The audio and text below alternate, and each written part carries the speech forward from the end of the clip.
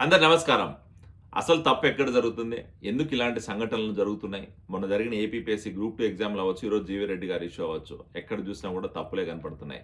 ఈరోజు ఐఏఎస్‌లు, ఐపీఎస్‌లే అధికారాన్ని చెలాయించి ప్రభుత్వాన్ని నడపగలిగితే గవర్నర్ పాలన విధించేయొచ్చు కదా! ఈ ప్రజాప్రతినిధులెందుకు? ప్రజాస్వామ్యంలో ఎన్నికలెందుకు? చీఫ్ మినిస్టర్, మినిస్టర్‌లెందుకు? గవర్నర్ పాలన, రాష్ట్రపతి పాలన విధించేసి ఈరోజు రాష్ట్రంలో, దేశంలో అలాగే నడపొచ్చు కదా! ఎందుకు ఈళ్ళంతా చేయడం? ఈరోజు జరుగుతున్న సంఘటనలు చూస్తా ఉంటే ఖచ్చితంగా తప్పులు కనపడుతున్నాయి. నారా చంద్రబాబు నాయుడు గారు, నారా లోకేష్ గారు ఇప్పటికైనా మేలుకోకపోతే పరిస్థితులు చాలా దారుణంగా తయారయ్యే పరిస్థితి ఉంది. ఈరోజు కూటమి ప్రభుత్వం మీద ప్రజలు ఒక పెద్ద నమ్మకంతో ప్రజాస్వామ్యంలో చంద్రబాబు నాయుడు గారు అడ్మినిస్ట్రేషన్‌లో రాష్ట్రం డెవలప్ అవుతదన్న ఒక పెద్ద నమ్మకంతోటి, బాబు గారి మీద ఉన్న భరోసాతోటి ఒక పెద్ద మ్యాండేట్ ఇచ్చారు మనకి. ఆ మ్యాండేట్‌ని నిలబెట్టుకోవాలంటే ఈరోజు ప్రజాస్వామ్యంలో ఐఏఎస్‌లు, ఐపీఎస్‌లు మనము చెప్పిన పనులు కాకపోయినా కూడా కనీసం ప్రభుత్వం సైడ్ నుంచి వెళ్తున్న ప్రతి స్కీము లేకపోతే ప్రతి పని వాళ్ళు చేసే విధంగా ఉండాలి. ప్రజలకు జవాబుదారీగా ఉండాలి. అలా కాకుండా వాళ్ళ అధికారంని వాడుకొని, వాళ్ళ విచక్షణారహితంగా డెసిషన్స్ తీసుకొని, వాళ్ళు ఓన్‌గా డెసిషన్స్ తీసుకొని ప్రభుత్వం నడపగలిగితే ఖచ్చితంగా మనకంటూ కంట్రోల్ ఉండదు. మనం చేసే పనులకి వాల్యూ ఉండదు. అది గుర్తుపెట్టుకోండి. ఈరోజు ఐఏఎస్‌లు, ఐపీఎస్‌లు లేకపోతే అధికారులు ఓట్లేస్తే మనం గెలవలేదు. ప్రజలు ఎన్నుకోబడితే ఈరోజు గెలిచాం.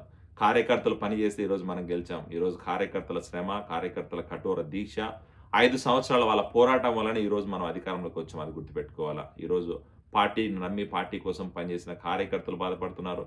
ఈరోజు కొన్ని లక్షలు ఖర్చు పెట్టుకొని దేశ విదేశాల నుంచి వచ్చిన ఎన్ఆర్ఐలు ఈరోజు చంద్రబాబు నాయుడు గారి అడ్మినిస్ట్రేషన్‌లో రాష్ట్రం బాగుపడుతది. నారా లోకేష్ గారి లీడర్‌షిప్ మనకు కావాలి ఫ్యూచర్‌లో అనే ఉద్దేశంతోటి మేమందరం కలిసి పనిచేశాం. వాళ్ళకి కూడా ఈరోజు డిసప్పాయింట్ అయ్యే పరిస్థితి. జీవీ రెడ్డి లాంటి కార్యకర్త, కరుడుగట్టిన కార్యకర్త కాదని చెప్పలేదు. ఆయన కొంచెం ఫాస్ట్‌గా డెసిషన్స్ తీసుకుంటాడు. కాకపోతే ఆయన ఏదైనా కూడా సూటిగా, ముక్కుసూటిగా మాట్లాడే మనస్తత్వం. ఈరోజు సెల్ఫ్ రెస్పెక్ట్ ఉన్న మనిషి కాబట్టే ఒక ఐఏఎస్ కింద నేను పని చేయలేను. ఐఏఎస్ నాకు మాట వినకపోతే, ప్రజలకు నేను న్యాయం చేయలేకపోతే ఆ పదవి అవసరం లేదని చెప్పి రిజైన్ చేసినాడు తప్ప మీ మీద కోపంతో కాదు. అది గుర్తుపెట్టుకోండి. ఆయన ఎక్కడ పార్టీని కించపరచలేదు. పార్టీని ఎక్కడ మాట్లాడలేదు. అది కూడా మనం గమనించాలి. ఈరోజు క్రమశిక్షణకు మారిపోయారని టీడీపీ మనకు తెలుసు. ఎవరైనా ఇలాంటి చర్యలకు పాల్పడితే యాక్షన్ తీసుకుంటారని కూడా తెలుసు. కాకపోతే యాక్షన్ తీసుకునే ముందు మనం కూడా ఒకసారి పునరాలోచించుకోవాలా. ఎందుకంటే ఈరోజు క్యాడర్ ఇబ్బందులు పడుతుంది. గత 5 సంవత్సరాలు పడిన ఇబ్బందులు ఈరోజు కూడా క్యాడర్ పడతా ఉంది. ఊర్లల్లో గాని, మండలాల్లో గాని, తాలూకాల్లో గాని ఎక్కడ కూడా ప్రభుత్వ అధికారులు మన పార్టీ నాయకులు మాటలు వినని పరిస్థితి. ఈరోజు మన పార్టీ కార్యకర్తలు ఎంఆర్ఓ ఆఫీస్, ఎండీ ఆఫీస్‌కెళ్తే కూడా ఎవరు కూడా లెక్క చేయని పరిస్థితి. అంటే ఎందుకంటే ప్రభుత్వం మీద వాళ్ళకి అంత భయం లేదు. ఈరోజు మన చంద్రబాబు నాయుడు గారు చీఫ్ మినిస్టర్‌గా వచ్చిన తర్వాత కూడా ఈ రోజుకు కూడా కార్యకర్తలు ఎక్కడ చూసినా దాడులు ఎదుర్కొంటున్నారంటే దానికి కారణం ఎవరు? ఈరోజు కూడా మన కార్యకర్తలే ఈరోజు బదనామవుతున్నారంటే దానికి కారణం ఎవరు? ఖచ్చితంగా మనమే ఉంటాం. ఈరోజు దాన్ని మనము పునరాలోచించుకోవాలి. కార్యకర్తలకు భరోసా ఇవ్వగలగాలి. ప్రజలకి భరోసా ఇవ్వగలగాలి. ఈరోజు ప్రజాస్వామ్యంలో మనల్ని ఎన్నుకున్నది ఎందుకురా అంటే ప్రజాస్వామ్యంలో మనం ఏదో చేస్తాం, ప్రజలకి ఏదో మంచి చేస్తామని చెప్పి మనల్ని ఎన్నుకున్నారు. ఐఏఎస్‌లు, ఐపీఎస్‌లు ఈరోజు అధికారాన్ని చెలాయించి వాళ్ళే ప్రభుత్వం నడుపుతారని తెలిసుంటే మనకెందుకు ఓట్లేయాల్సిన అవసరం ఉంది? అవసరం లేదు కదా! అసలు ఎన్నికలకి ఎందుకు రావాలా?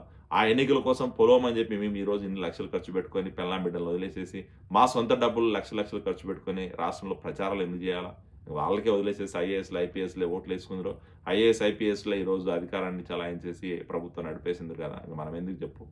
సో, ఖచ్చితంగా తప్పెక్కడో జరుగుతుంది. ఇప్పటికైనా మేలుకోండి. ఇప్పటికి గూడా మేలుకోకుండా, ఇప్పటికి గూడా కార్యకర్తలకు మర్యాద ఇయ్యకుండా, ఇప్పటికి గూడా కార్యకర్తలు చెప్తున్న మాటలు ఇనకుండా, మీ భజన బ్యాచ్‌ని చుట్టూ పెట్టుకొని, ఆ భజన బ్యాచ్ చెప్పే మాటలను నమ్మేసేసి, అదే నిజమనుకోని మీరు భ్రమలో బతికితే మాత్రం ఖచ్చితంగా 2029లో మళ్ళీ ఒక రాక్షసుడి పాలనకి శ్రీకారం చుట్టినోళ్ళకి, ఆ రాక్షస పాలన శ్రీకారానికి గూడా మనమే పునాది వేసినోళ్ళం అవుతాం. గుర్తుపెట్టుకోండి. ఆ పునాది ఏసి రాష్ట్రాన్ని మళ్ళీ సర్వనాశనం చేస్తారో, లేకపోతే 5 సంవత్సరాలు మనం చేయబోయే డెవలప్‌మెంట్ కంటిన్యూ చేసి నెక్స్ట్ 10 సంవత్సరాలు లేకపోతే నెక్స్ట్ తరం కోసం పని చేస్తారో ఆలోచించుకోండి మీరే చెప్తున్నా. ఈరోజు మాకు పదవులొస్తున్నాయో లేదో తెలీదు. మేము పని చేస్తామో తెలీదు గానీ, మీకంటూ ఒక మ్యాండేట్ ఇచ్చారు. మీకు ఆల్రెడీ ఒక పదవులొచ్చినాయి. మీకంటూ ఒక మర్యాద ఉంది. సో, మీరు చేయగలిగితే ఆటోమేటిక్‌గా రాష్ట్రం బాగుపడుతది. అది గుర్తుపెట్టుకోండి. ఈరోజు ఖచ్చితంగా తెలుగుదేశం పార్టీ క్యాడర్ అయితే డిసప్పాయింట్‌లో ఉంది. ఖచ్చితంగా తెలుగుదేశం పార్టీ క్యాడర్ అయితే ఈరోజు పార్టీ నాయకత్వం మీద, పార్టీ నాయకత్వం చేస్తున్న పనుల మీద నమ్మకమైతే లేదు. 5 సంవత్సరాల ఎన్నికల ముందు ఏం చెప్పారో, ఈరోజు జరుగుతున్న పనులకి ఎక్కడా కంపారిజన్ కనపడట్లేదు. జగన్మోహన్ రెడ్డి మీద మీ యాక్షన్ తీసుకోమని చెప్పట్లేదు. జగన్మోహన్ రెడ్డి చేసిన తప్పుల మీద యాక్షన్ తీసుకోమని చెప్తున్నాం. జగన్మోహన్ రెడ్డి పార్టీ నాయకులు చేసిన తప్పుల మీద యాక్షన్ తీసుకోమని చెప్తున్నాం. అలాగే వ్యవస్థలో ఉన్న లోపాల్ని సెట్ చేయమని అడుగుతున్నాం. అంతేగాని ఐఏఎస్‌లని, ఐపీఎస్‌ల మీద యాక్షన్ తీసుకుని వాళ్ళని తరిమేమని చెప్పట్లేదు. ఐఏఎస్‌లని, ఐపీఎస్‌లని కొట్టమని చెప్పట్లేదు. జగన్మోహన్ రెడ్డిని అరెస్ట్ చేయమని చెప్పట్లేదు.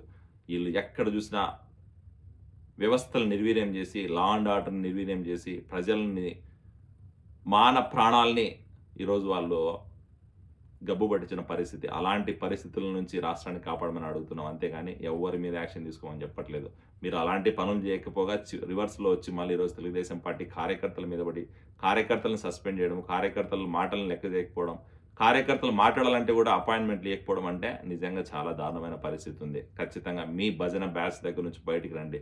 ఆ భజన బ్యాచ్ చెప్పే అబద్ధాలు నమ్మి అదే నిజం అనుకుంటే గ్రౌండ్ రియాలిటీకి మీరు చాలా దూరంగా బతుకుతున్నట్టే కనపడుతుంది నాకు. ఎందుకంటే గ్రౌండ్ రియాలిటీలో ఈరోజు ప్రజలు మనకు ఒక పెద్ద మ్యాండేట్ ఇచ్చి ప్రజలు మన మీద నమ్మకంతో అధికారాన్ని ఇచ్చారు. ఆ నమ్మకం నిలబెట్టుకోవాల్సిన అవసరం ఉంది. ఇంకా 4.5 సంవత్సరం టైం ఉంది మనకి. 4 సంవత్సరాల సమయంలో చాలా చేయొచ్చు కావాలనుకుంటే. ఇప్పటికైనా మేలుకోండి. ఇప్పటికైనా కూడా ఒక పద్ధతి ప్రకారం ఒక యాక్షన్ ప్లాన్ ప్రిపేర్ చేసుకొని ప్రభుత్వం నడపాల్సిన అవసరం ఉంది. ఖచ్చితంగా మనం ఈరోజు అది చేయకపోతే రాబోయే రోజుల్లో రాష్ట్రానికి తీవ్ర అన్యాయం చేసిన వాళ్ళలో మనమే ఉంటామని చెప్పి కూడా గుర్తుపెట్టుకోవాలా.